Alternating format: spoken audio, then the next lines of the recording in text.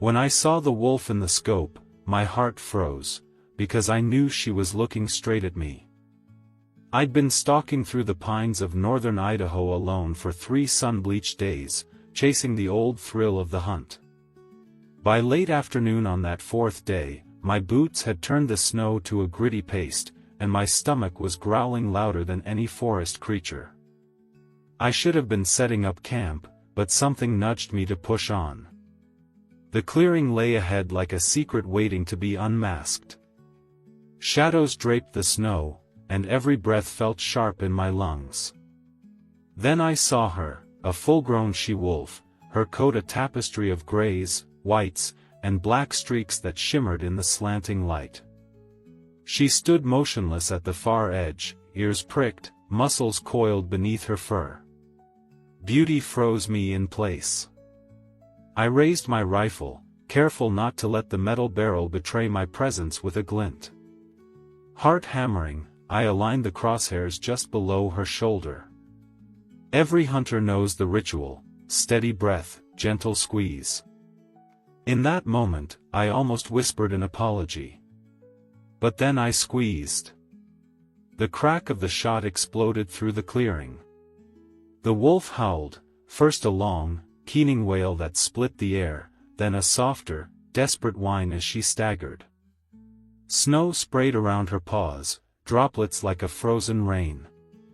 I watched, breath stuck in my chest, as she disappeared into the trees, leaving only a smear of blood on the ivory ground. Silence rushed in to fill the space the wolf had left. Even the wind seemed to hold its breath. My hands shook so badly I could barely rack the bolt. My hunter's pride warred with a sickening twist in my gut. I dropped the rifle and stumbled forward through the snow, following the faint trail of red drops. My boots left deep imprints, her tracks, elegant and sure, led away. After a few minutes, the trail vanished beneath an overhang of fir boughs. No sign of her. Only the echo of that howl, haunting me and weaving through my thoughts. What have I done? Darkness fell fast in those woods. I shook my head, trying to banish the guilt. I did what I came to do, I muttered, though the words tasted bitter. I collected my rifle and started setting up camp on an open ridge where the trees gave way to the fading sky. My fingers, stiff with cold and adrenaline, fumbled with the tent stakes. I mumbled to myself, * game taken. Nothing left to worry about, *. I crouched inside the small tent, unpacking a can of soup. Steam curled up, but I could hardly taste it. Outside, the forest whispered in restless sighs. I told myself I'd sleep off the edge of the guilt by morning. By midnight, I lay on my sleeping pad, the zippered flap of the tent barely closed against the starless sky. My eyes refused to stay shut. All I could hear was that long, mournful howl, and the memory of those glinting amber eyes. I pressed my hand over my chest, trying to will my heart back into a normal rhythm. I thought that was it, I whispered to the dark. I thought, after the shot, it would just be over. I shifted on the pad, sweat cooling on my skin. My mind raced, * she's out there, wounded, dying alone. I did this, *. Still, sleep came eventually, fitful and shallow. In my dreams, I heard paws crunching in the snow, felt the wolf's gaze burning into me. I woke with a start when the tent fabric shuddered, as if something heavy brushed against it. My head snapped toward the wall, pulse pounding. But outside, nothing but wind and moonless blackness. I closed my eyes again, unwilling to face another night of half-light and echoing howls. Tomorrow, I promised myself, I'll go find her, finish what I started. I drifted off, convincing myself the hunt was done, the story told. I thought I'd done my duty and could sleep in peace. I thought, on that ridge in the silent, frosted forest, that was the end. But I was wrong.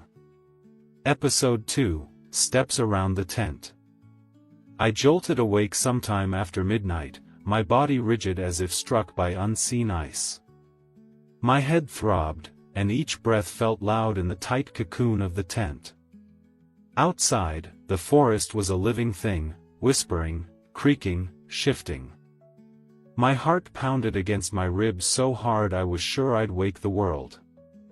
A faint crunch of snow caught my ear. Then another. Soft, careful, like someone tiptoeing around the perimeter.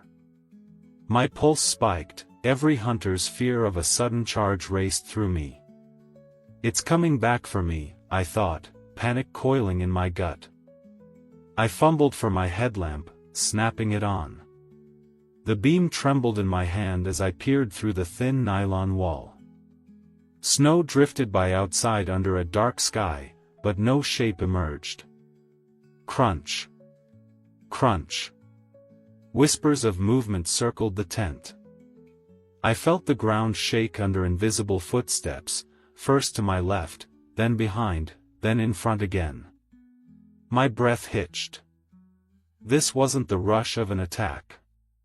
It was cautious. Purposeful. As if someone, or something, was walking the edge of my little fortress. I swallowed hard, yanking aside the flap and swinging the lamp out. Gasping, I scanned the clearing. Moonlight, or its absence, made everything gray and shapeless. Trees stood like silent sentinels. Snow lay undisturbed except for my own footprints. I stepped out, rifle raised, boots crunching loud. The cold air stung my lungs. I called out in a low voice, trying to sound fearless, "Hello? Who's there?" Only my echo answered, fading into the pines. I advanced in a tight circle, eyes straining for movement. I thought I saw a shadow slip behind a trunk, then nothing. My throat went dry. Then it came, a single, drawn-out howl. Not the fierce, pack-defining scream of a wolf challenging an intruder, but a sorrowful, longing song that seemed to bend the air around it. One voice, stretched thin over the dark. My legs trembled. Part of me wanted to load the rifle and fire into the night. Part of me wanted to drop to my knees and beg forgiveness. Fear and shame churned together so violently I thought I might collapse. What have I done? I closed my eyes against the light and whimpered, remembering the shot that felled her. The bullet ripping through her side. The way she had looked at me, not with hatred but something deeper, betrayal, maybe, or sheer disbelief. I took a shaky step backward, leaning on the tent's frame. My breath came in ragged gasps. The snow around me was pristine, untouched, except for the faint circles made by those tentative footsteps. My shame weighed heavier than my fear. I pictured her there, wounded, calling across the trees, calling me. And I had left her to die alone. The wind sighed, carrying that soft, mournful howl once more. It sunk into my bones. I bit my lip to keep from crying out. Fear ran cold in my veins, every story I'd ever heard about wolves returning to finish the job flashed behind my eyelids. Yet this wasn't the growl of vengeance. It was something else entirely, a song of grief. I blinked up at the inky sky. I tried to steady my voice. "I'm sorry," I said to the darkness. Silence answered. Then another footstep, closer this time, as if drawn nearer by my confession. My heart slammed against my ribs again. I wondered if I should run, dive back into the tent and slam the door, pretend I never saw a thing. But I didn't move. The night stretched, and the only sound was my own breathing and the soft pad of paws on snow. I held my rifle loosely, useless now. Minutes crawled by. Eventually the steps receded, circling away until they vanished into the black. The breeze carried off the last echoes of that lonely howl. I stood rigid in the clearing, chest heaving. Every instinct screamed to track her down, to end her suffering or prove she was truly gone. But my legs refused to obey. My mind raced, maybe it was just her mate, searching. I shuddered, shaking my head. I'd watched her fall. Only one wolf had been there through it all. But I told myself what I needed to hear, maybe a male was following her trail, drawn by the blood scent, looking for her. That made sense. I closed the tent flap with trembling hands and crawled inside, pressing my back to the wall. My limbs felt numb, but my mind burned bright with guilt and fear. As I lay back down, I whispered into the dark, probably just her mate looking for her. He won't hurt me. I tried to will sleep back into me, but the forest had changed, no longer a silent backdrop, but a witness. And somewhere out there, something mournful walked in circles, listening. I thought that would be the end of it. I thought I'd wake in the morning to clear skies and wiped snow. I thought that was the whole story. But I was wrong. Episode 3, A Meeting of Eyes. Dawn broke in a haze of muted gray, the sky a watercolor smudge above the pines. I crawled from my tent, each breath a plume of regret, and stepped into the morning chill. My legs felt leaden, as if the weight of the night's guilt had settled in my boots. Snow crunched underfoot as I circled the site where I'd lain. Pale light filtered through the mist, painting the world in ghostly tones. Around my tent, the snow was disturbed, but not by my own movements. It formed a perfect circle, the footprints too small to be human, too delicate to belong to a deer. Someone, or something, had walked all the way around, studying me. I swallowed hard and followed the prints into the thinning fog. My heart pounded so loud I was sure the world could hear it. Every step brought fresh doubts, what am I doing? Why am I here, yet curiosity and fear propelled me forward. Then, through the mist and between two firs, I saw it, a small shape, standing stock still. My breath caught in my throat. At first I thought it was a stump or a felled tree, half hidden in the haze. But then it moved. A wolf pup, no larger than a medium-sized dog, its fur puffy and matted with frost. It stared at me with luminous yellow eyes that cut through the gloom. For a heartbeat, I felt rooted to the spot. He wasn't trembling or cowering, he stood with a calm that defied his size. And when our gazes locked, I felt it like a blow to the chest. He looked at me as if I were one of his own. I could not move. My rifle hung useless on my shoulder. My mouth went dry. I wanted to speak, to tell him I was sorry, to plead for forgiveness, but no words came. Instead, I watched as his head tilted slightly, as though trying to understand me.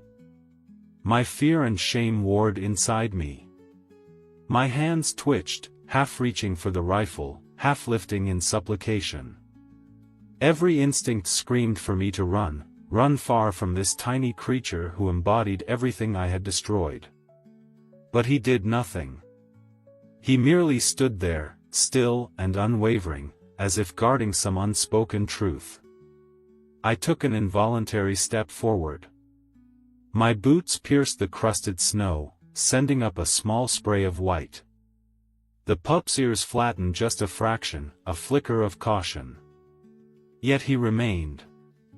Time slowed until I could hear my own heartbeat thudding in my ears, loud enough to startle even the quiet morning. The mist curled around us, blurring the lines between hunter and hunted, between predator and protector. I remembered the howl from last night, how it had resonated with grief rather than rage. Now, faced with this young life, I understood. She had not come to finish the hunt. She had come to pass something on. A hot sting grew behind my eyes. I swallowed hard against the lump in my throat. The pup's gaze did not waver. Instead, he took a tentative step forward, his body a promise rather than a threat. I froze again, feeling the weight of that gesture. In that moment, I realized he represented more than a simple creature of the wild. He was a burden of my own making, a living testament to what I had done. Before I could speak, he turned and padded away, melting into the fog as silently as he had appeared. I stayed frozen, watching until he vanished entirely, leaving only the ghost of his presence in the cold morning air. My knees gave out, and I sank onto a fallen log, snow falling in stiff flakes around me. My head bowed, tears warming my cheeks against the chill. I pressed both hands to my face, trying to scrub away the image of his eyes, those eyes that saw me not as an enemy, but as something else. I thought it was over. I thought I'd killed her and could move on. But here was her offspring, standing where she could not, witnessing my crime in a silent rebuke.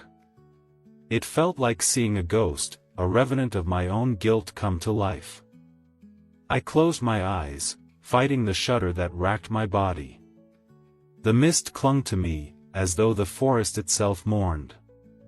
When I opened them again, the clearing was empty except for my footprints and the memory of small, yellow eyes. I whispered into the gray dawn, "I'm sorry." And in my heart, I knew that this encounter was not the end. I had seen a ghost, but this was no illusion.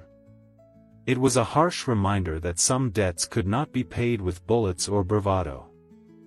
I gathered myself and turned back toward camp, each step heavy with the knowledge that the story had only just begun. Episode 4, The She-Wolf in the Snow. I followed the trail of sorrow without thinking. Every drop of blood in the snow felt like a promise I'd made and broken. Morning had thickened into a dull gray light, and the mist clung to the trees like a shroud. My boots crunched through the crust of frost, tracing her final path. The tracks led me beyond the clearing, deeper into a silent cathedral of pines. The air smelled of cold earth and old needles. My breath came in ragged bursts as I rounded a bend, and there she lay. Her body was half buried in snow, as if the forest was already trying to reclaim her. She lay on her side, her head turned toward the direction of my camp, where I'd slept, where I'd hoped to forget. Her fur, matted and stained red, had begun to ice over at the edges. She wasn't struggling anymore. She was at rest. A gasp tore from me before I could stop it. I sank to my knees in the snow, rifle forgotten against a nearby tree. 1,000 thoughts thundered in my mind, but only one word escaped: no. She wasn't a trophy. She wasn't an enemy. She was a mother. My gaze locked on her muzzle, pointed like an arrow at the spot where I'd pitched my tent. She had dragged herself back. She had chosen to face me in her final moments. Then I heard a soft whimper behind me. I turned with a cry in my throat. There, at the edge of the clearing, stood the pup. He was shivering, tiny wisps of steam rising from his fur in the cold air. His eyes flicked between her still form and me. I felt my chest tighten until I thought I'd suffocate. The pup took a hesitant step forward, nose twitching as if smelling her warmth, or the absence of it. He padded closer, each step a plea. Tears finally spilled down my face. I pressed my palm against the softness of his coat, and he didn't flinch. He looked at me with the same luminous eyes I'd seen yesterday, a mixture of fear, confusion, and something I could only call recognition. "I'm so sorry," I whispered, voice cracking. The words felt too small for the moment. I knelt beside the she-wolf and ran my fingers through the snowy fur on her shoulder, where the shot had torn through. My tears fell onto her side and melted into the crimson stain. If I'd known who I was killing, I choked out, a tremor shaking every word, I never would have pulled the trigger. Silence set in, heavier than any forest hush I'd ever heard. The only sounds were my ragged sobs and the pup's small whimpers. It felt as if the world was holding its breath, forcing me to face the enormity of my actions. I thought of all the stories I'd told myself to justify the hunt, how this was sport, tradition, necessity. None of them mattered now. Every excuse dissolved into the snow around us. The pup leaned into my hand, as if asking for answers I didn't have. My tears stained his fur, and I felt a fierce ache in my chest, a longing to undo what I'd done, to bring her back, to cradle her body as she had cradled him. I pressed my forehead against her flank, snow melting under my warmth. I imagined her strength, her loyalty, the lithe power in her legs. And I felt her dignity in defeat, her final act of dragging herself home. The pup whimpered again and nuzzled closer, then settled by her side, a vigil of soft whimpers and quivering breaths. I stayed with them until the pain in my knees became too much, until the cold threatened to steal my tears and freeze them on my cheeks. With a trembling hand, I gently scooped the pup into my arms. He looked up at me once, big eyes shining with trust and bewilderment. I held him close, feeling the thrum of his tiny heart against mine. I whispered through my tears, "I'll make this right. I swear it." I stood, lifting the pup against me, and cast one last look at her. The she-wolf's body lay peaceful, as if she'd finally found rest. I swallowed the lump in my throat and turned back toward my camp, each step heavy but determined. As I walked away, I heard a soft whisper in the wind, or maybe it was my own heart speaking, "Asterisk, she gave you her child. Now must you live up to that gift, asterisk." And in that moment, I knew my hunt had only just begun, not for trophies, but for redemption. Episode 5, The Decision. The forest road back to my cabin felt impossibly long, each step heavy with the weight of the pup cradled against my chest. His fur was damp and matted, trembling as I held him, as if he expected me to hurt him at any moment. Outside, the wind rattled the bare branches, but inside me, a different storm roared, guilt, fear, and a fierce determination to keep him safe. When I reached the small wood cabin, the front door creaked under my weight as I pushed inside. Dust motes danced in the late morning sun that filtered through the windows. I laid the pup gently on an old blanket beside the hearth, then rummaged in the pantry for scraps, stale bread, cooked rice, and a tin of fish. He watched me with wide, golden eyes, torn between curiosity and terror. "Easy now," I whispered, placing a small heap of bread soaked in water just beyond his nose. He inched forward, sniffing, then snapped the morsel between tiny teeth. His body tensed as he chewed, but he didn't bolt. I let out a shaky breath. Over the next few days, I built a makeshift kennel in the corner of the living room, using an old dog crate lined with blankets. Each evening, I carried him inside and shut the door, only to find him pacing and whining at dawn. He refused to eat from a bowl, licking only the wet bread I offered by hand. At first, I thought he'd grown too weak to fend for himself, then I realized he distrusted everything except my touch. On the third morning, I found him huddled in a corner of the crate, eyes closed against the pain in his body. I knelt beside him and bruised my finger against a chunk of boiled chicken, then pressed it to his lips. He recoiled at first, then slowly opened his mouth and licked. I held his gaze, my voice soft, "You're safe here." More days passed. I cooked small portions of meat and fish over the wood stove, always offering them on the palm of my hand. His body grew stronger, fur filling out where it had been thin.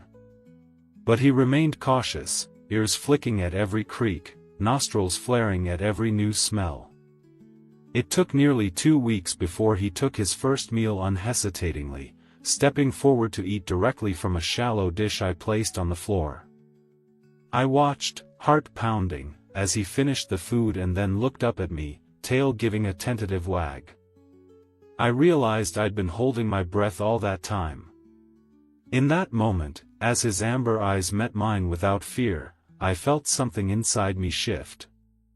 For the first time in years, my cabin held more than dust and silence. It held life, fragile, wary, but alive. I started to leave the door to the crate open, and he would pad out at night, sniff around the old furniture, and curl up on the rug by the hearth. I sat a few feet away, watching him, unwilling to move lest he vanish back into the cold. Sometimes I'd reach out a hand, and he'd press his head into my palm, as though he'd found a place where he belonged. Old habits die hard. At night, I still draped my rifle over the chair back, half convinced I'd need it. But each time I lifted it, he'd lift his head, ears pricked, as if asking, "What's that for?" I'd lower it slowly and whisper, "Not for you." My neighbors in the valley would never believe this tale, a lone hunter adopting a wolf pup. But I didn't care. Each morning, when I opened the curtains to the gray mountains, he was there, standing on the stoop, waiting for me to fill his bowl. The way he looked at me then, it wasn't gratitude. It was acceptance. I told myself I was doing the right thing, that after the mistake I'd made, this was the only atonement possible. I named him Ash, for the pale gray of his coat and the way he rose from the ashes of his mother's death. I thought, he'll stay with me forever. I pictured years ahead, Ash curled at my feet by the fire, his head resting on my boot, both of us content in a quiet understanding. I'd tell stories of the hunt that never mattered, and he'd listen with those knowing eyes that had first frozen my heart in the woods. That night, I lay in bed and peered into the living room where he slept.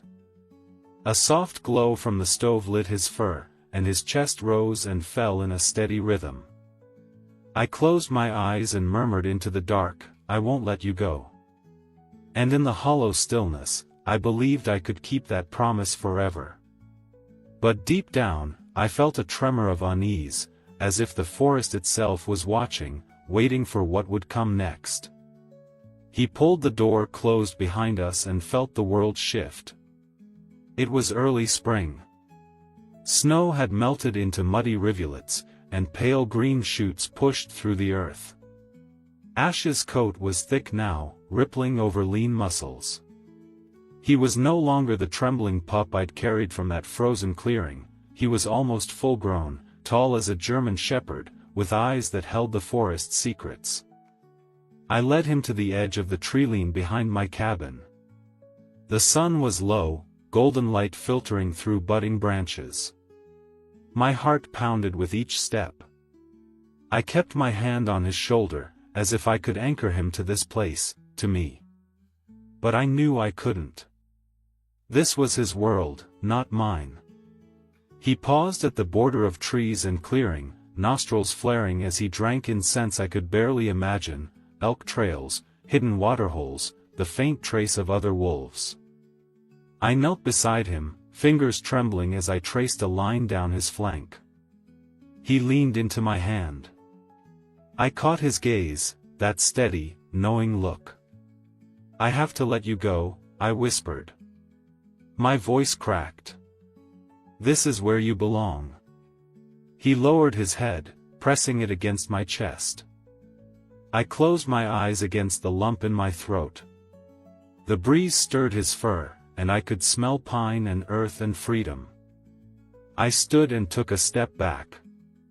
He watched me, tail flicking once, twice. Then he turned, padding into the trees. His form blurred as he moved away, disappearing into the green gloom. I stood there until the last flash of his gray coat vanished. My legs shook with emptiness. I thought I'd made the right choice. I thought I was free of guilt, free of responsibility. But the forest felt hollow without him. Back inside the cabin, I stared at the empty hearth. My hands ached for the weight of his body, for the warmth of his breath. I lit the stove and sat beside it, watching the flames dance, wishing ash were curled at my feet. Days passed in a blur of work and restless nights. Each morning I checked the porch, half expecting to see him waiting there. But the steps stayed blank, no prints marring the old wooden boards. I told myself it was silly, that I'd given him back the life he deserved. Then, on the 5th dawn after I set him free, I stepped outside and froze. In the soft, damp earth of the porch, clear as a photograph, were footprints. 4-toed pads, long and lean, pressed into the wood. They led up from the path and stopped at the threshold. My breath caught. My heart thundered so loud I thought he would hear it. I reached down, tracing the cold groove of his print with a trembling finger. I closed my eyes and pressed my palm to the wood, feeling the faint imprint of his weight. He came back, I whispered. Guilt and wonder clashed in my chest. He came back, to see if I'm still here. I sank to my knees, head bowed against the boards. Tears slipped down my face, warm and wet. I thought I'd lost him forever, and he came back. Not for food, not for shelter, but to check on me. I looked up, expecting to see him bounding through the trees, but there was only the quiet morning, the birdsong, the distant drip of melting snow. The prince ended at the door, as if he'd paused there, looked in, then retreated. A gust of wind swept over me, and I felt his presence in every rustle of leaves. I imagined him standing at the edge of the porch, head cocked, eyes bright with concern. He had grown wild again, yet he carried the bond we'd forged in those first, desperate weeks. I pressed my forehead to the boards where his prince lay and whispered, "I'm alive, Ash. I'm right here." Tears blurred my vision as I sat there until the sun was higher, until the chill in the air lifted. I drew a slow, shuddering breath and rose to my feet. The world felt richer, charged with promise. I understood then that our story wasn't over. He had left, but he returned. As if checking I was alive. And in that moment, I knew I could never walk this forest alone again. A year had passed like a slow dream. The seasons spun their cycle, spring's green thaw, summer's fiery heat, autumn's amber farewell, winter's hush, before I found myself once more on that familiar trail. I carried only a small pack and the memory of fur against my chest, the echo of paws in the snow. The forest seemed unchanged. Pines towered against a pale sky, their needles whispering secrets on the breeze.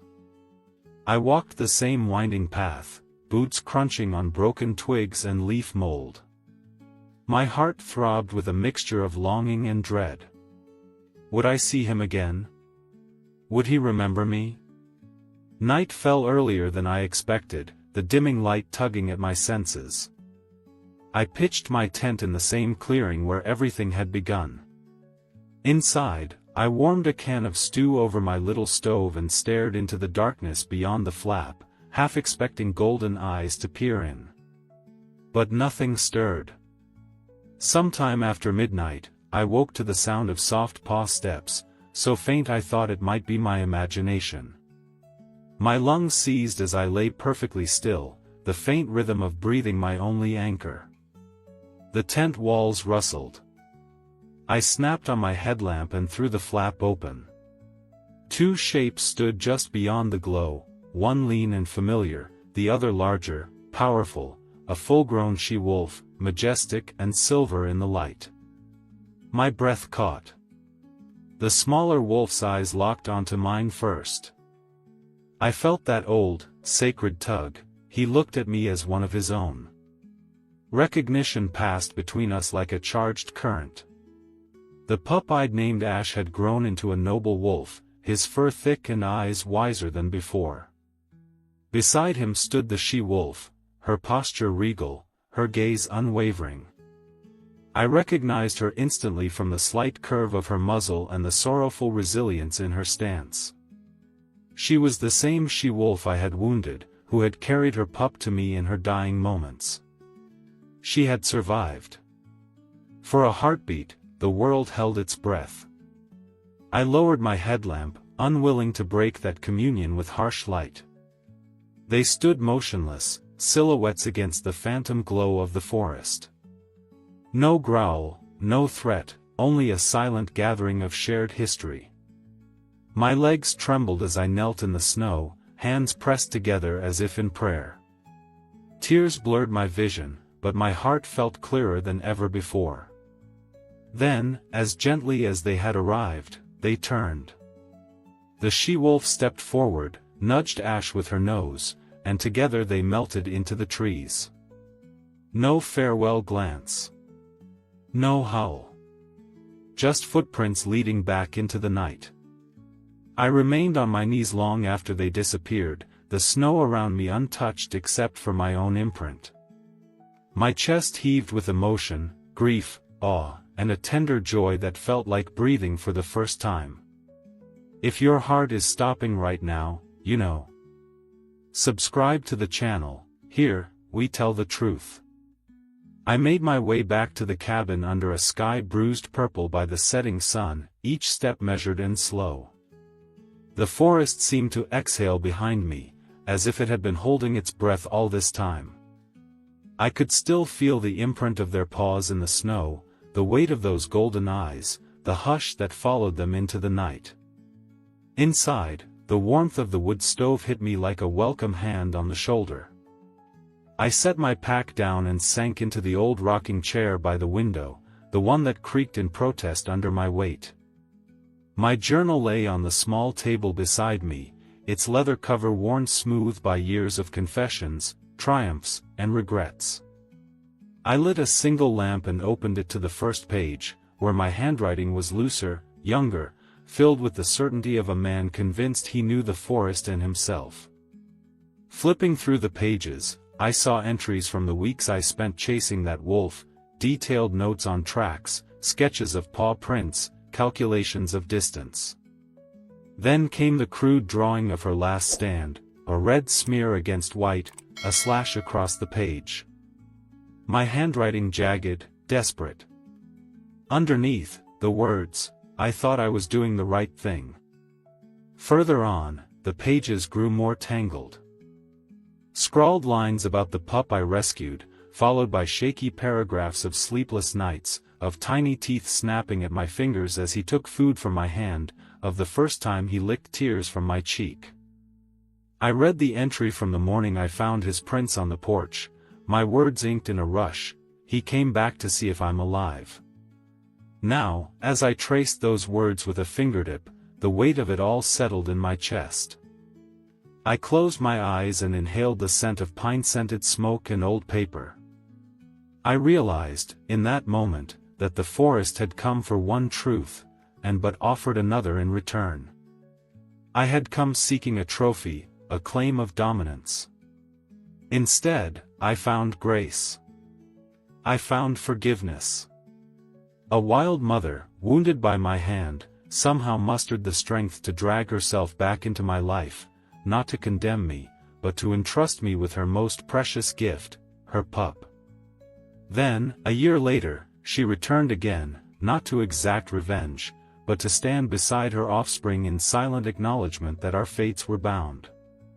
I took my pen and began to write a new entry, one I'd been too afraid to inscribe until now. I killed her with a single shot. I left her lying in the snow, convinced I had ended her story. But she came to me in her final moments, not to punish me, but to place her child in my care. She did not seek vengeance. She sought hope. My hands trembled as I underlined those lines. I paused, looking up at the dancing shadows on the wall, as if waiting for her eyes to peer back at me. The silence was thick, but it no longer felt oppressive. It felt sacred. I continued. If I had not stood in that clearing, if I had not seen her gaze, I would never have believed such mercy could exist. Nature came for the truth, and left me with forgiveness. In giving me her child, she taught me what it means to truly protect. I set the pen down and leaned back, my chest heavy with realization. My gaze drifted to the door, half expecting to see Ash padding across the threshold, or to feel a soft nudge at my leg. But the cabin was empty, save for the flicker of the lamp and the pulse of my own breathing. I closed the journal and held it to my heart. Then, in a voice barely above a whisper, I spoke the words I needed to seal this confession. I killed her. And she came to me, not to avenge herself, but to trust me with what she valued above all. If I had not stood in that forest, I would never have believed it. But I saw it with my own eyes. I stood and crossed to the window, looking out at the moonlit treetops, their silhouettes shifting in the night breeze. The world beyond my walls felt alive with possibility, as if every whisper of wind carried her spirit and his. Finally, I turned back to the journal one last time and added my closing line. If you believe that animals remember, right, we are not alone in this world. I snapped the journal shut and placed it on the table, next to the lamp. Outside, the forest exhaled again, and I, at last, felt free.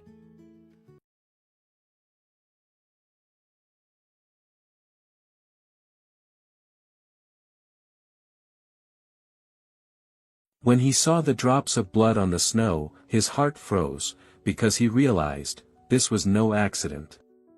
Each morning, the old man made his slow, familiar trek through the silent pines to check the traps he'd set days before. The air was sharp and frosty, and his breath formed little clouds that drifted away like ghosts. He kept his eyes on the ground, scanning for the neat outlines of animal tracks. He expected the usual signs: rabbits, foxes, maybe a stray deer. What he did not expect was the dark stain that marred the pure white carpet of winter. At first, he thought it was a wounded deer. The drops were sparse, leading in a careful line between the trees. He followed them without thinking, cradling his old rifle across one arm. Every step crunched in the frozen hush. The blood glistened like rubies against the snow, and each footprint beside it sank deep, as if something heavy dragged itself forward. Then he saw the body. The wolf lay half buried in a drift, one foreleg twisted at an unnatural angle. Its coat, usually a tapestry of grays and browns, was matted and dark with blood. A rib jutted through torn flesh, and its breathing came in shallow gasps. The old man's pulse thundered in his ears. Instinct told him to keep his distance, to finish the job quickly before whatever creature had set the trap returned. But as he raised his rifle, he froze. The wolf did not growl. It did not bare its teeth. Instead, it looked at him with eyes so clear, so impossibly steady, that he felt a jolt run from his chest to his fingertips. It was a gaze that carried no fear, no malice, only a calm, unwavering plea. He lowered the rifle, his hands trembling. He wanted to turn away. But something about that gaze anchored him to the spot, as if the wolf already understood his next thought: I will kill you to end your suffering. He stepped closer, every muscle screaming in protest, yet drawn by compassion he didn't know he still possessed. The old man knelt in the snow, listening to his own breath and the wolf's ragged inhalations. He unshouldered his rifle, set it down gently on a fallen log, and knelt beside the animal. His fingers, stiff from the cold, pressed against the wolf's fur to find where the wound lay deepest. The wolf winced but did not flinch away. It clung to life with a dignity that stunned the old man. He tore a strip from his own scarf and bound the bloodied leg as best he could. Each knot he tied felt like a vow: I will not abandon you. For a long moment, they simply stared at each other. The wolf's breathing steadied, its muzzle quivered as though it wished to speak. The old man sensed it, this was more than pain. This was gratitude.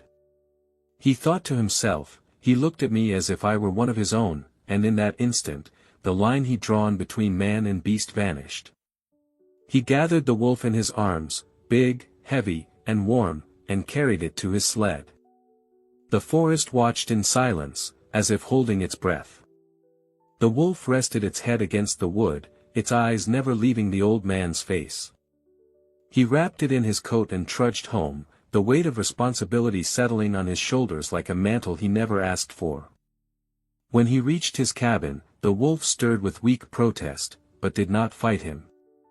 He laid it gently on the floor beside the hearth, where embers still glowed. He fetched clean rags and water, cleaned the wound, and applied a salve he'd once used on injured deer. All the while, the wolf lay silent, watching him with those impossible eyes. He thought, this is the end. He would do his duty, end the wolf's suffering quickly, and move on. But nature had a very different twist in store. As he finished tending the wound, the wolf lifted its head and licked his hand. Soft, deliberate, as if to say, thank you. He froze, overwhelmed by the gentle touch. He realized that in saving this creature, he had been the one who'd been saved, from loneliness, from the weight of regret that had pressed on him since his wife died. A spark of life flared in his chest, bright and alive. He stepped back and watched as the wolf struggled to sit. It lowered its head in a small nod before closing its eyes. The old man closed the cabin door against the wind and sat by the fire, listening to the wolf's breathing. He thought about walking away, but he knew he couldn't. He thought about finishing what he'd started, but he couldn't bring himself to raise that rifle again. He had come to end a life, and instead, he had become the keeper of a miracle. He wanted to leave. But something stopped him. As if the wolf already knew, he could not. He thought he would finish the wolf quickly so it would not suffer. But nature had prepared a very different turn of events. He loaded the wounded wolf onto the little wooden sled as if it were a sack of grain, not knowing whose life he was cradling in his arms. The sled's runners groaned under the weight as he hauled it through the drifts, each step an agony in his arthritic knees. Breath plumed from his nostrils in ragged clouds. He glanced back only once, expecting to see the animal surge up behind him, fierce and wild, but the wolf lay still, its flank rising and falling in shallow waves.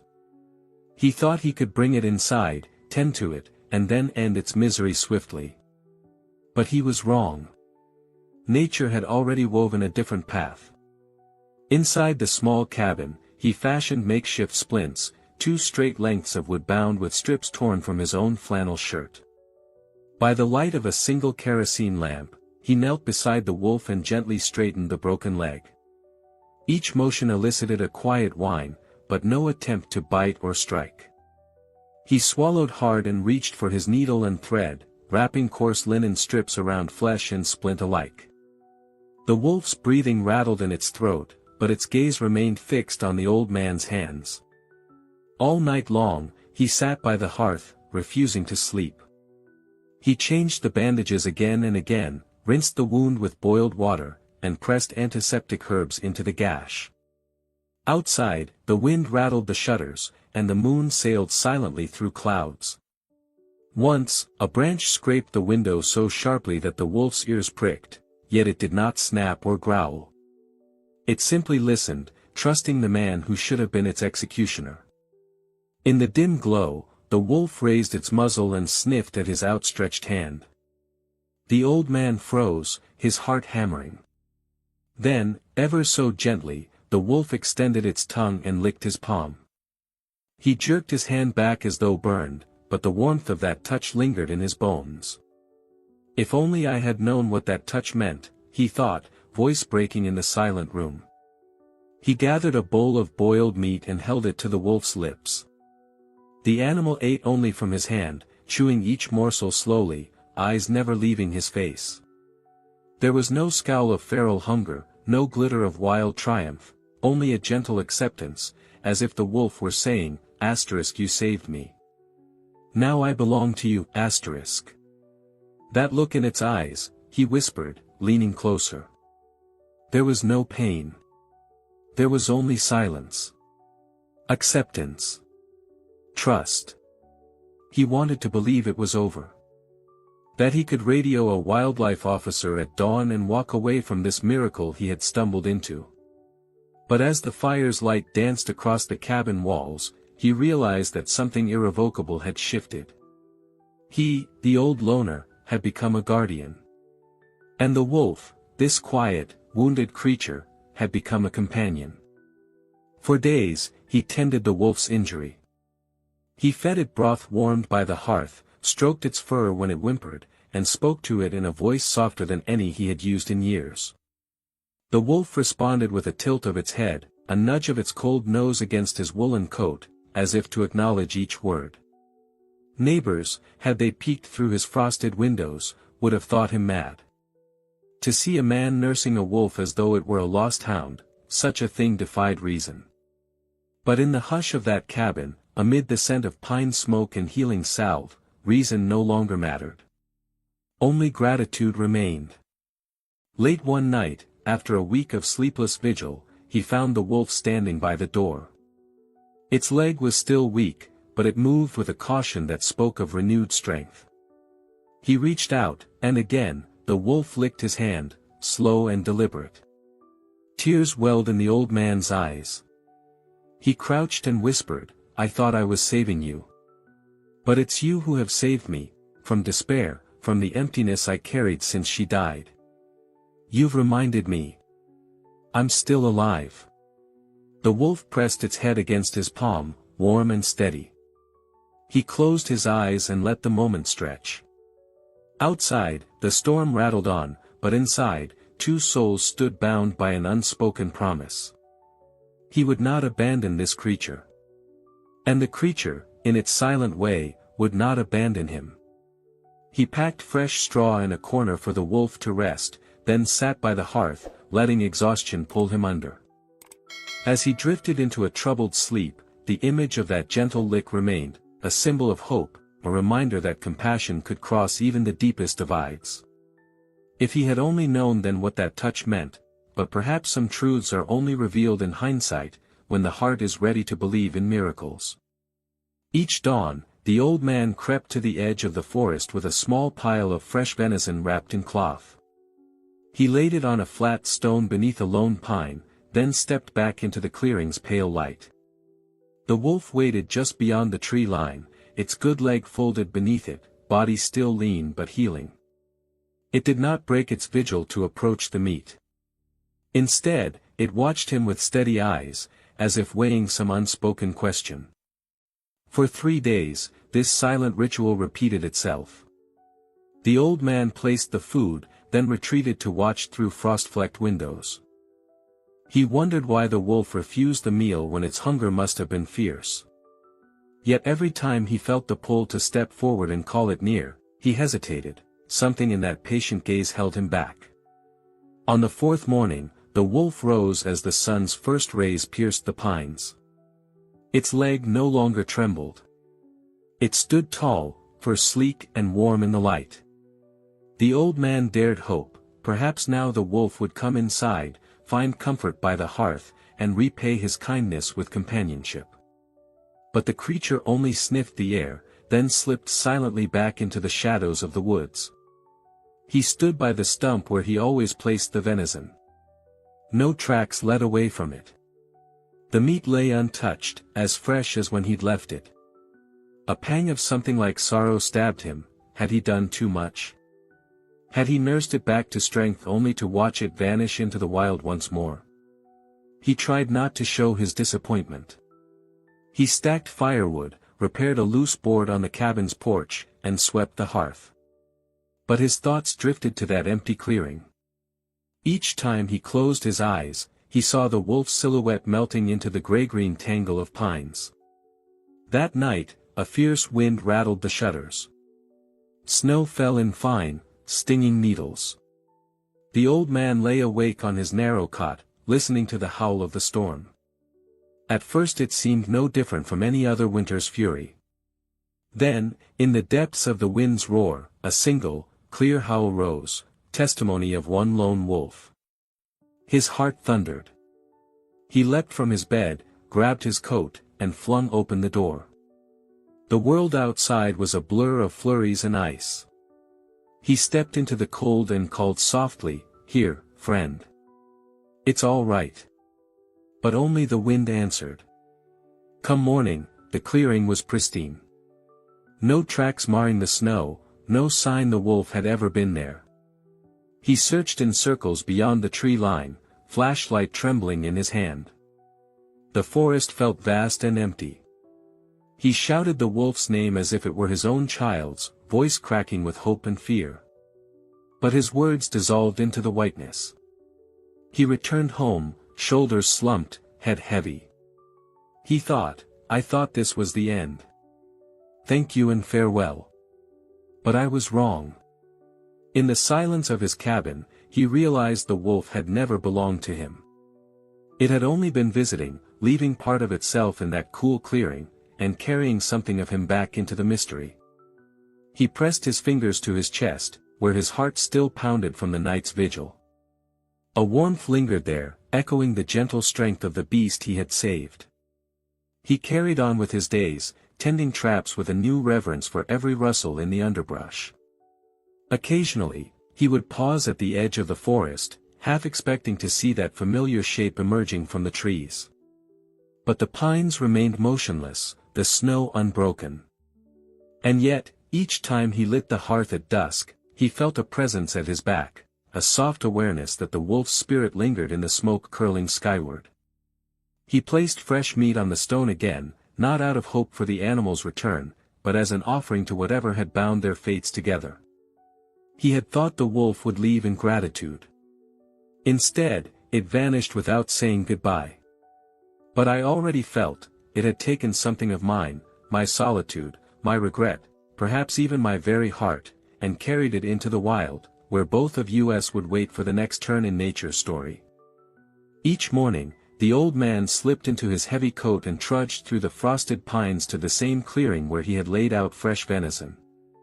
He moved with the deliberate caution of someone navigating both snow and memory, eyes fixed on the smooth stone at the forest's edge. But each dawn the stone lay bare, the meat untouched, and there was no sign of the wolf that had once lain there. He stood in the pale light, shoulders bowed by cold and expectation, and simply waited until the chill drove him home. When the snows melted, he returned in sturdy boots, skirted by fresh ferns and wildflowers. Summer days found him there at dusk, the air thick with mosquitoes and bird song. He left small offerings of meat or fish on the stone, then backed away, heart thrumming with longing. But the clearing remained empty, silent as a dream forgotten at sunrise. Autumn came and painted the woods in fiery oranges and reds. He walked among rustling leaves, following the same path he had carved in snow.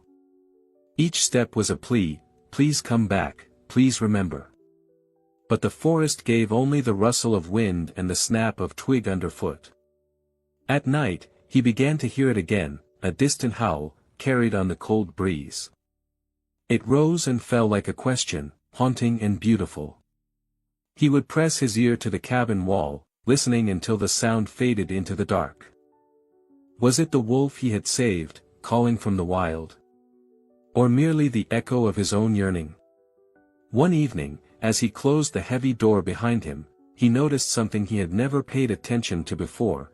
No deer tracks led up to the porch, no fox or raccoon prints marred the soft earth. The small thieves that once scavenged his scraps had vanished.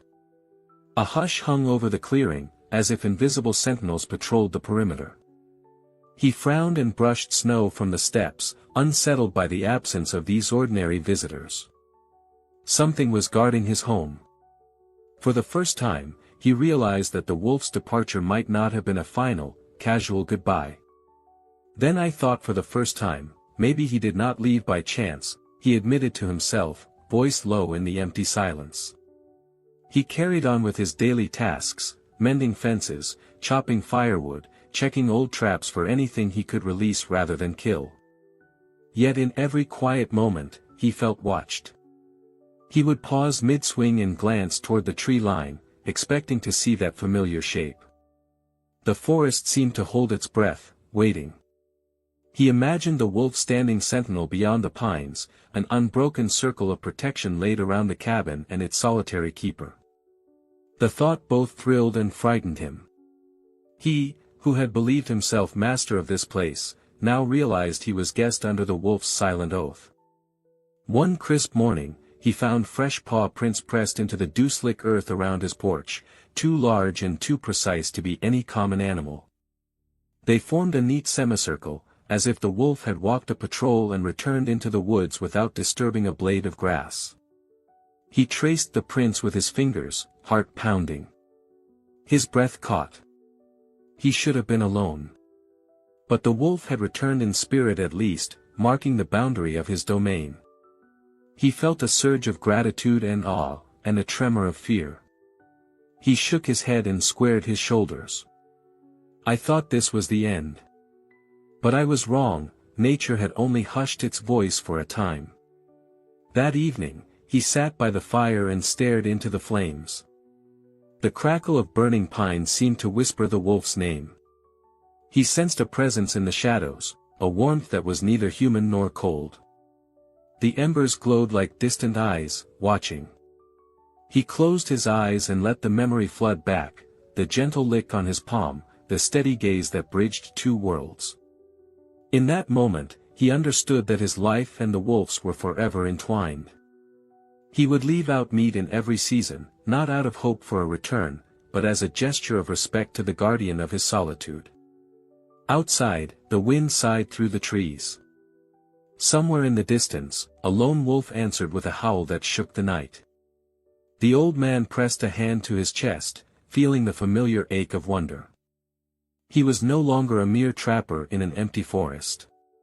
He was the keeper of a promise. And though the clearing stood empty beneath the waning moon, he knew the wolf's spirit walked those shadows still, defending him, guiding him. He did not know when or if he would see the creature again.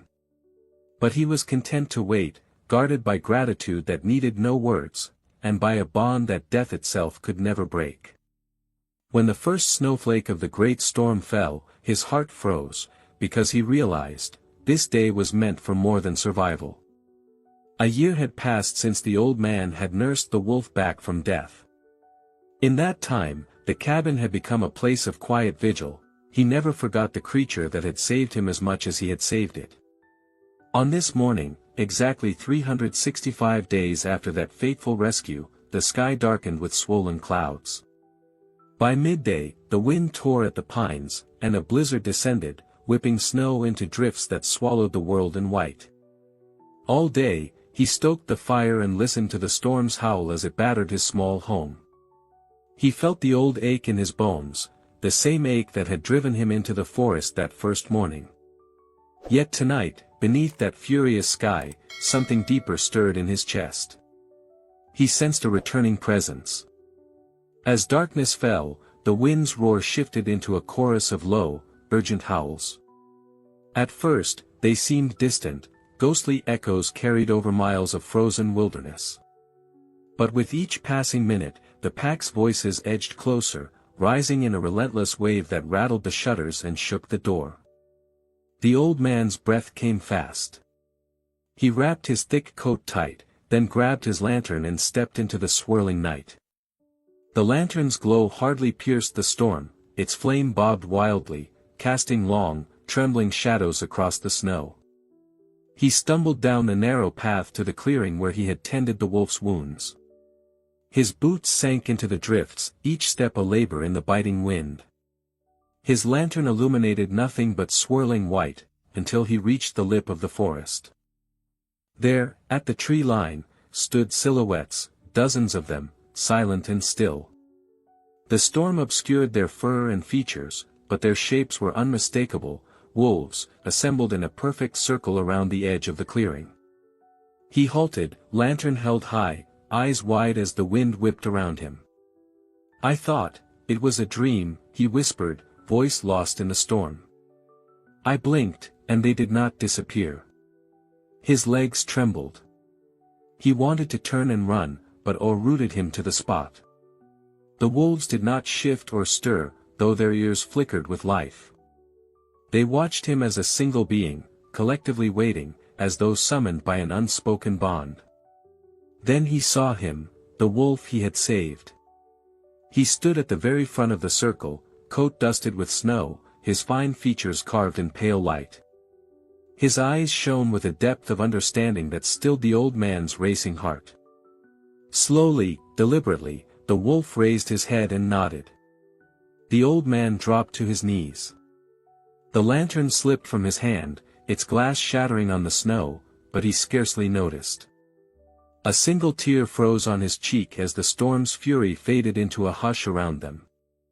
In that silence, he felt the power of a promise kept, the wolf's silent thanks carried on the wind. He thought back to that first morning, when he had almost turned away. He remembered the gentle lick that had bridged their worlds, and the quiet nights spent nursing pain into healing. Now, as he knelt before the pack, he understood the true depth of their gratitude. No howl followed the nod. Instead, the wolves turned as one and slipped back into the pines, disappearing into the storm as though they had never been there. The old man remained on his knees, staring after them until the last shadow receded. He rose slowly, spine stiff with cold, and brushed the snow from his coat. He retrieved his lantern from the snowbank, the broken glass glinting like a fallen star. Cradling it, he whispered into the roaring wind, "Thank you, for everything." Inside the cabin, he warmed his hands by the hearth and stared into the dancing flames. His heart pounded with wonder and reverence. He knew the wolves had come to honor him, to repay the debt of life. And though they would never return that night, their presence lingered in the hush of the house. He pressed his palm to his chest, where the memory of the wolf's nod still glowed. "He stood first," he murmured, voice thick. "As if to thank me." That midnight, the storm raged on, but the old man slept soundly for the first time in a year, his dreams filled with silver pines, gentle eyes, and the unbreakable bond between a man and the wild. He stood frozen at the forest's edge, lantern dangling in his trembling hand, every nerve alive with the electric charge of that midnight visitation. The wind had died to a hush, and the blizzard's fury gave way to drifting motes of snow illuminated by the lantern's weak glow. The old man, once a seasoned ranger who had weathered storms and faced down predators, now felt the unsteady knees of a frightened boy. Before him, the wolves lingered in perfect stillness. 7 sleek forms, jaws softly closed, coats flecked with snow. They watched as one, no hostile snarl, no restless pacing, only a quiet, intense presence that pressed into his bones. His breath hitched. He felt the weight of every gaze upon him. He swallowed, eyes wide, remembering the day he had tended the broken leg of the lone wolf. The memory of that gentle lick, the resignation in those eyes, came flooding back. Now, here they were, not one, but an entire pack, as if drawn by that same thread of gratitude. His heart thundered in his chest. He wanted to flee, to slam the cabin door and pretend none of this had happened. But he knew he could not turn away. Compelled by something deeper than logic, he took a tiny step forward, careful and reverent. The wolves held their ground. They did not flinch or circle, they simply watched the old man's approach. Each footfall crunched in the fresh snow. His lantern cast long shadows, and in those shadows he saw not beasts but sentinels marking sacred ground. He stopped when he was only a few yards from the bravest wolf, the one who had returned to thank him a year before. That wolf did not bow or lower his head. Instead, he met the old man's gaze with the same unwavering calm. The others formed a silent chorus of witness behind him. Time slowed. The old ranger closed his eyes and drew a shuddering breath. He thought of the nights spent nursing pain into healing, of the silent pact he had forged without words, when compassion bridged the gulf between human and wild. He raised his chin and nodded. Slowly, deliberately, the alpha wolf inclined his head in return, a gesture of respect and farewell. The old man's throat tightened. A single tear slid down his weathered cheek, freezing on contact with his whiskering stubble. "They came not for meat," he whispered to the empty hush, voice thick with wonder. "They came, for me." At his words, the wolves stirred as one. Without a sound, they turned and melted back into the forest's edge, their silhouettes swallowed by the dark trees. The wind sighed through the pines, stirring the snow into a gentle drift. The old man remained where he stood, lantern still aloft, until the last shape vanished. Then he lowered the light, the broken glass clinking softly as he shut it off. He stood in the absolute blackness, feeling the resonance of those 7 pairs of eyes still burning in his memory. He touched his chest, where the wolf's nod had engraved an invisible mark upon his heart. His body trembled, not with fear now, but with profound gratitude. He pressed a hand to his lips and exhaled, a breath that tasted of snow and awe. Inside the cabin, he stoked the fire and let the warmth flood the hearth. He set his lantern on the table, untouched, as though it, too, bore witness to the miracle. His hands shook as he poured a measure of whiskey into a chipped glass and raised it in silent toast. "To my friends," he murmured, voice gentle. "May our paths cross again." He sat by the glowing embers, listening to the wood crackle, the only sound after the wolves' departure. In the emptiness, he felt no loneliness, only a serene companionship that had outlasted time and distance. He thought of the pack patrolling his cabin's perimeter all those months, of the offering of meat that remained untouched, of the distant howls that haunted his nights. Each memory glowed like a star in his mind. He knew the forest held its secrets close, but tonight it had revealed one: the bond between man and wild was unbreakable. As he drifted to sleep, the embers smoldering low in the hearth, he carried the image of those silent wolves etched upon his soul. 7 guardians who had come not for food, but to honor a promise. 7 pairs of eyes. And only one gaze he recognized, the one that had changed his life forever. He sat by the frost-lined window long after the fire had died to embers, watching the stars pale and the sky turn the color of old tin. Sleep eluded him, despite the ache in his joints and the soft howl of the morning wind. His cabin, once a refuge of solitude, now felt charged with memories that would not release him. Every creak of the floorboards, every sigh of the rafters echoed the silent presence of those wolves, their unspoken ritual replaying in his mind. He remembered the nod at the forest's edge, the nod that had carried the weight of gratitude and recognition. He recalled the 7 shapes shimmering in the storm, standing guard like ancient sentinels. He felt the tremor in his own hands when he had dared to step forward, and the hush that followed when they melted back into the woods. It had been more than a visit. It had been an initiation, a sacred rite that bridged the gulf between man and nature. His eyes traced the patterns of frost on the glass as dawn's pale promise stretched across the sky. He thought of the offerings of meat he had left through every season, offerings never taken, yet always there. He thought of the night when no other creatures dared come close, as though some invisible sentry patrolled his land. His heart squeezed at the memory. When the first light tipped the pines in silver, he rose and dressed in his thickest coat and boots. He moved deliberately, as though each action were part of a silent liturgy. He stepped outside into the freshly fallen snow, breath-forming icy clouds around him. The world was still and hushed, as if the forest itself was waiting. He walked around the cabin, each step leaving a new impression in the virgin drifts. Then he saw them, dozens of paw prints forming a perfect circle around the house. Large, precise, unwavering. The wolves had circled his home in the dead of night, leaving their marks like a wreath of protection laid at the threshold of his life. For a moment, he stood frozen, the crisp air catching in his throat. He bent to examine the prints, running a gloved finger along the edge of one. The pattern was unmistakable, pads and claws pressed deep into the snow, each print evenly spaced, each circle closing where it began. A guard of honor drawn around his sanctuary. He straightened and pressed a hand to his chest, where his heart pounded against bone. He thought, I once believed the wolf's departure was the end. I thought it was simply a random gesture. But my heart knew otherwise. He felt a swell of emotion, astonishment, gratitude, awe, all at once. The loneliness that had once defined every corner of this cabin melted away like frost in the morning sun.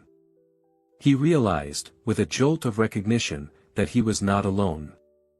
That for every lonely footstep he had taken in the woods, there had been steel-gray eyes watching, waiting, honoring him.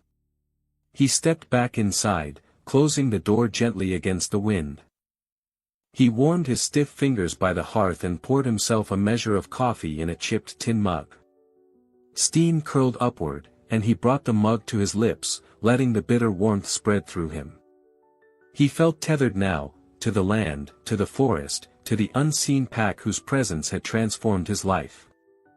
He moved to the workbench and lifted the small wooden sled he had used to carry the injured wolf. He traced a hand over the worn runners, recalling their groan under weight and their slide across the snow. He thought of the blood-stained fur, of the labored breaths, of the trust in those pale eyes. He thought of how a single act of compassion had rippled outward, drawing a circle of guardians around him. Outside, the wind whispered through the pines, carrying a voice he could almost hear. You are one of us. He closed his eyes and nodded. He felt the truth settle in his bones like a benediction. He spent the rest of the morning clearing a wide path around the cabin's perimeter, brushing the snow to reveal the wolves' circle. He stood in its center and looked outward at the bare trees, feeling their silent watch. He raised his mug in salute. To the wild ones, he whispered. To the bonds that never break. He carried the mug back to the hearth and set it down. Then he fetched a handful of dried venison from a hook in the wall and, with deliberate care, scattered it in a rough ring on the porch, an offering not for hunger, but for respect. He stepped back and watched, though he knew the meat would remain untouched, the gesture mattered more than the result. As he stood there, the forest seemed to exhale. The wind carried the softest echo of a distant howl, distant but unmistakable. He pressed a hand to his heart and closed his eyes, feeling the echo resonate within him. For the first time in decades, he felt a peace deeper than any he had known, a peace born of kinship with the wild. He was no longer just an old man in a lonely cabin. He was part of something larger, a circle of life, a covenant of respect, a promise written in paw prints upon the snow. And as the winter sun climbed higher, he knew that whatever came next, he would never walk alone again. When the first chill of winter crept into the cabin, the old man knew it was time to return to the clearing one last time. He filled a worn cloth sack with venison strips and trudged through the frosted pines, each breath a plume of mist in the dawn light. The world was hushed under a pale blanket of snow, as if holding its breath. He laid the meat upon the flat stone at the forest's edge, stepped back, and watched until the last trace of warmth faded from his vision. He never saw the wolves again. Not the lone gray sentinel, nor the pack that had come to his lantern's glow a year ago. Seasons turned on their quiet axis, winter softened into spring, spring yielded to summer, and summer burned into autumn, yet the clearing remained empty, a silent stage for memories rather than miracles. Every winter, without fail, the old man made the pilgrimage. He carried meat in the folds of his coat, dusted snow from its surface, and laid it upon the stone. He waited with the stillness of one who communes with absence, listening for the soft padding of paws that never came. When the forest offered only its wind chimes of ice and the hush of falling snow, he would turn away with a heart full of longing. Each spring, he returned to find the meat gone. Not scavenged by fox or raven, but vanished as if claimed by unseen hands. The ragged cloth sack lay empty, its contents spirited away in the night. He pressed his palm to the stone and felt its cold smoothness, marveling at the proof of their passage. He never spoke of these visits to neighbors or wandering hikers.